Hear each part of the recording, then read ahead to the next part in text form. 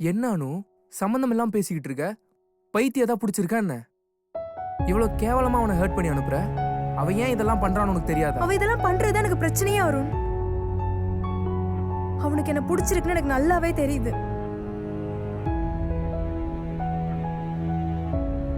ஆனா இதெல்லாம் வேணான்னு தான் நான் அவனை விட்டு விலகி விலகி போறேன். ஆனா இதெல்லாம் ஏன் அவனுக்கு புரியவே மாட்டேங்குது? அப்போ உனக்கு அவனை பிடிக்கலையா? எப்படி அருண் பிடிக்காம இருக்கும்? ஆனா இதெல்லாம் லவ்வான்னு எனக்கு தெரியல. அவன் உன்னை லவ் பண்றான், உன்னை கல்யாணம் பண்ணிக்கணும்னு ஆசைப்படுறான். இதெல்லாம் சிம்பத்தில வர லவ் அருண். இது எந்த அளவுக்கு ஒர்க் அவுட் ஆகுன்னு எனக்கு தெரியல. அதனாலதான் நான் வேணும்னே அவனை ஹர்ட் பண்ணிட்டு விலகி விலகி போறேன்.